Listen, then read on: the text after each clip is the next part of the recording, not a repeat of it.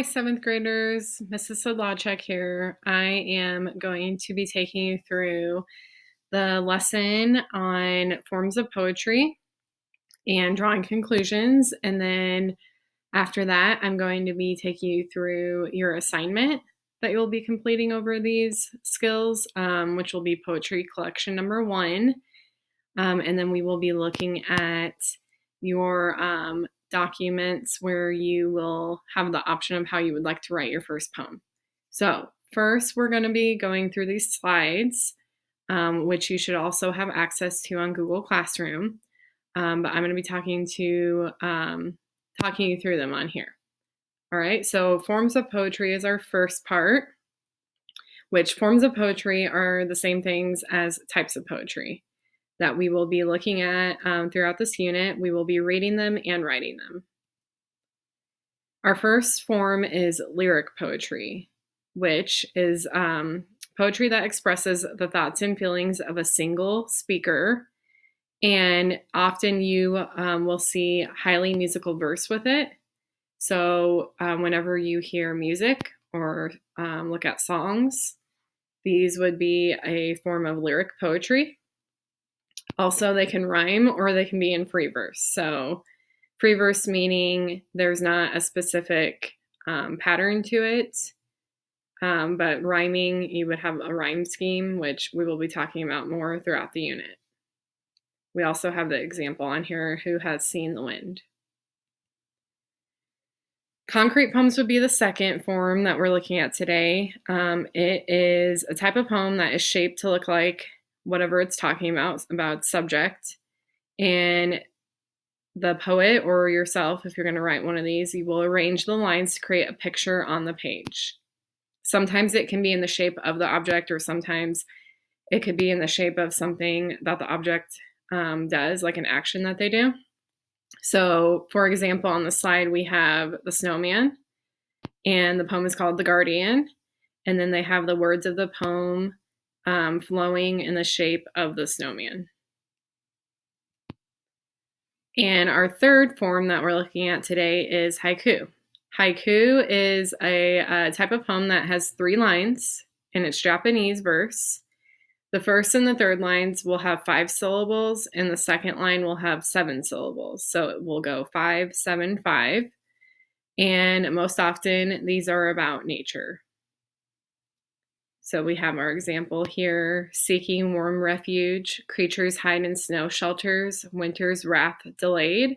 You'll notice it's 3 lines. The first line has 5 syllables, along with the third line, and then the middle line, the second line, has 7 syllables. It's also about nature. All right, now drawing conclusions is the other skill that we are focused on today, and you will be seeing this in your assignment. So asking questions to draw a conclusion. Drawing conclusions means arriving at an overall judgment or idea by pulling together several details. By drawing conclusions, you recognize meanings that are not directly stated. Asking questions can help you identify details and make connections that lead to a conclusion. So you might ask yourself questions such as, what details does the writer include and emphasize? How are the details related? Or what do the details mean altogether? You also have practiced this skill prior to this, but this is just a little refresher on that. So it says, consider, for example, the haiku by Busan. After the moon sets, slow through the forest, shadows drift and disappear. What do the details in this poem suggest? Well, we know that the moon has set, so it must be morning. But it says, why though do shadows drift and disappear? Is it because it has grown darker, or because it has grown lighter? Because the sun is rising? Now it says, a reader might conclude that Busan's haiku vividly evokes the darkness that precedes dawn. So really you're using the clues in the text to help you come to a conclusion throughout with using this skill. So these are the skills for the lesson today. Now you're going to be using these on poetry collection number 1, which if you look at Google Classroom, it should be numbered 15.5. All right, so I am going to be walking you through this collection so you can open it on your own computer as I go through it. And then, as always, if you need extra time as I'm reading through it, you can pause this video and come back to it. You're going to start by putting your name in the class period here. All right, and then we have some information here about the forms and drawing conclusions. So I'm just going to read through them quickly, but it's just covering the same things that I just went through on the slides. There are many different forms of poetry. A poet will follow different rules depending on the structure of a poem.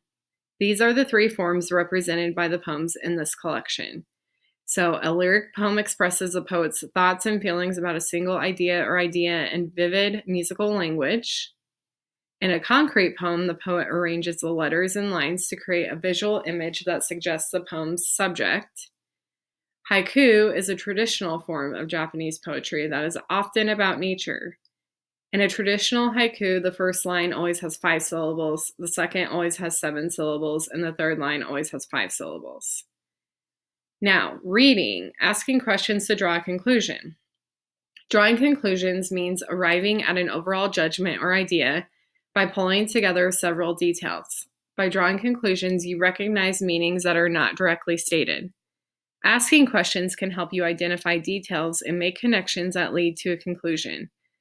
You might ask yourself questions such as these.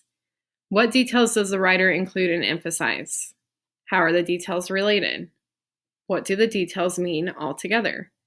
Consider, for example, this haiku by Busan. After the moon sets, slow through the forest, shadows drift and disappear. This is the same example that we just looked through on the slides, and then here's that same explanation if you need to look at it some more. All right, our first poem in this collection is Winter. There's going to be 3 poems, and you'll see that they're modeled off the other forms that we looked at. So Winter by Nikki Giovanni. Frogs burrow the mud, snails bury themselves, and I air my quilts, preparing for the cold. Dogs grow more hair, mothers make oatmeal, and little boys and girls take Father John's medicine. Bears store fat, chipmunks gather nuts, and I collect books for the coming winter. Now you're going to have some questions. So number 1, who is a speaker in this poem? An animal preparing for winter, a human preparing for winter, or an item during the winter? Go ahead and choose your answer now and click it. Number 2, who is the speaker speaking to? The animals, an item, the reader?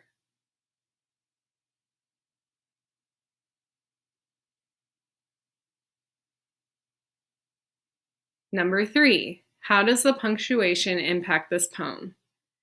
There is no punctuation in this poem, which makes the verses flow together with a break at the end of each line.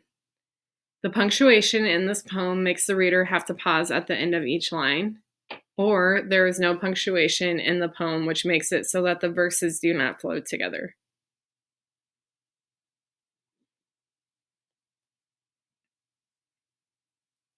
Number 4, what is the speaker's attitude toward the coming cold weather? The speaker is not accepting of the changing seasons. The speaker is accepting of the changing seasons as a part of the natural cycle of life. The speaker is accepting of the changing seasons, but seems irritated about it.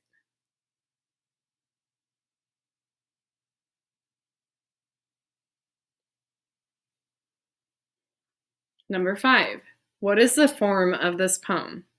Haiku, free verse, or lyric?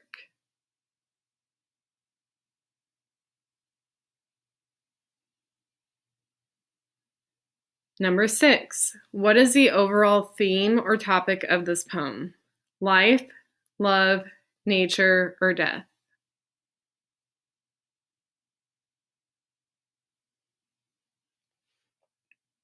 Okay, our second poem is called Seal, which you might have to zoom in quite a bit to be able to read the words, but I'm going to read through it and you can follow along. Seal by William J. Smith.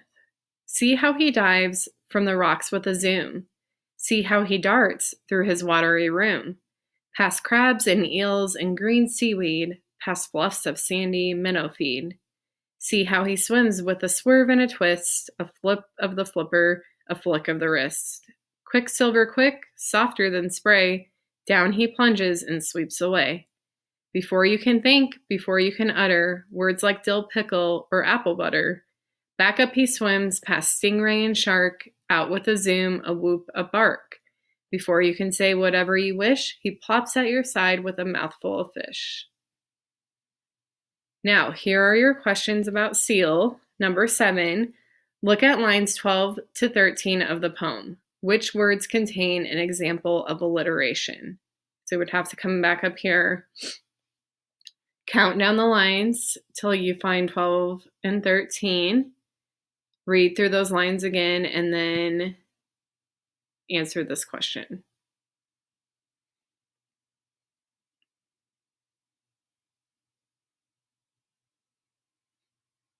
Number 8, what is the rhyme scheme of this poem? A, B, A, B, A, B, C, A, or A, B, C, B?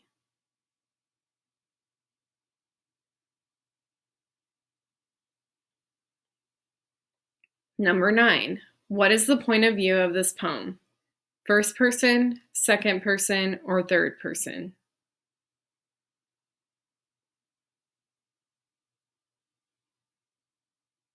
Number 10, what is the form of this poem? Lyric, free verse, or concrete?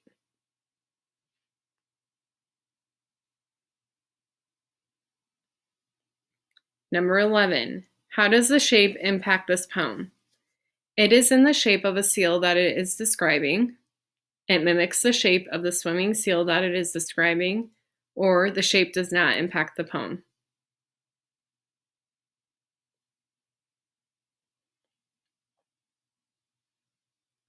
Number 12, what conclusion can be drawn about the seal in this poem? The seal is excited to eat, the seal is not excited to eat, or the seal is trying to get away from a predator.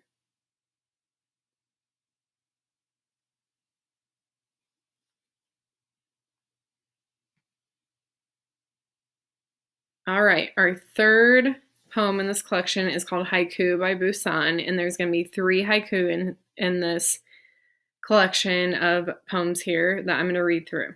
Number 1, oh, foolish ducklings, you know my old green pond is watched by a weasel. Number 2, deep in a windless wood, not one leaf dares to move. Something is afraid. Number 3, after the moon sets, slow through the forest, shadows drift and disappear. Now your questions about haiku.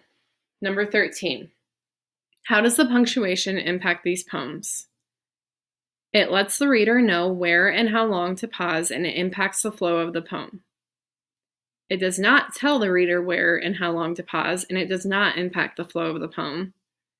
Or it lets the reader know where and how long to pause, but does not impact the flow of the poem.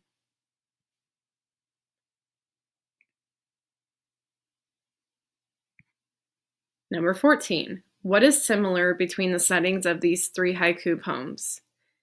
They are all related to buildings, they are all related to transportation, or they are all related to nature.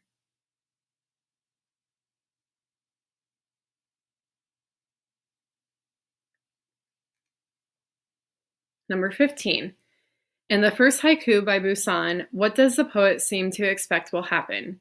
Something good will happen between the weasel and ducklings, something bad will happen between the weasel and ducklings, or nothing will happen between the weasel and ducklings.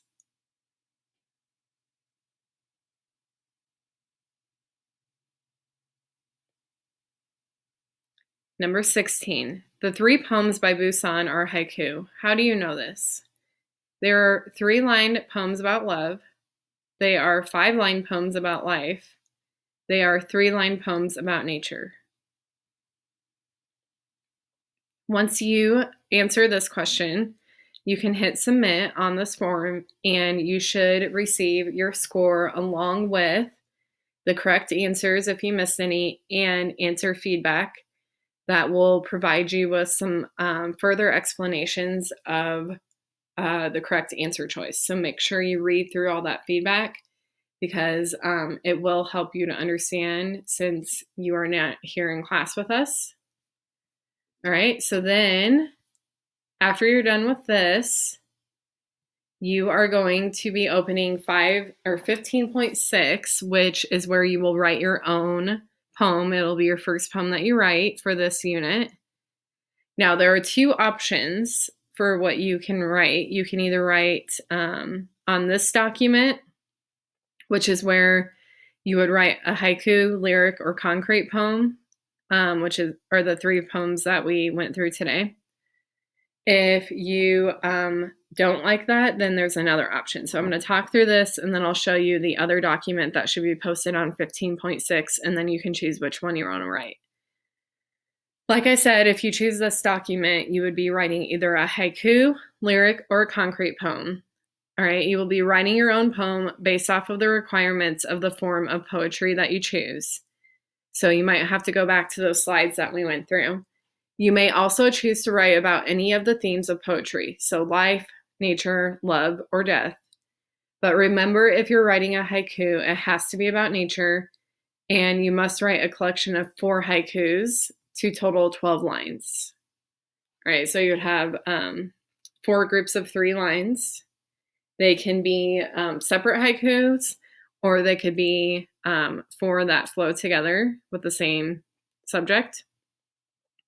Your poem has to total 12 lines regardless of which form you choose. So even if you choose a lyric or a concrete poem, you have to have at least 12 lines. You need to use figurative language like a metaphor, hyperbole, or personification, and sound devices like alliteration, onomatopoeia, and rhythm within your poems. You also should make sure you're doing this because you will be required for your summative poem to have these things in your poem, so you might as well start with it now so you don't have to add it later. Do not waste words or syllables on words with little meaning. Study the ones from today's models if you need help. You will type your poem down here below, and then again, make sure it has the same structure as the form that you choose. If you're choosing a concrete poem and you want to put it in the shape of something, it's kind of hard to do on here. You can certainly try with Google Draw. If you don't know how to use that, you could write your poem on paper and then turn it into your teacher when you return to an in-class day. All right, now if you don't want to write a haiku, lyric, or concrete poem, here is your other option. This is the other document posted on 15.6. You can write an ode, which is what you saw in Ode to My Shoe. All right, so this document will walk you through how to write an ode. So if you just follow the steps, like here it says delete and add your topic here, you would put your topic of what you're going to be talking about. Ode to what? Ode to a crayon, ode to a Kleenex. Okay, you choose what you want to use here. Directions. After reading the poem Ode to My Shoes and the activity Analyzing Poetry, write an ode to something important to you. So as you can see, it will take you through all of the steps here. Okay, there's 4 steps, and then this number 3, okay, where you look at the conclusion of your poem, and you would complete all these sections and then turn it in. All right, so you're either going to do this document where you're writing an ode, or this document if you're writing a haiku, lyric, or concrete poem. You choose. You only need to do one document and then turn it in. All right, so if you have questions about any of the slides, the collection number 1, or about writing your poem, make sure you let your teacher know and that you have everything turned in on time.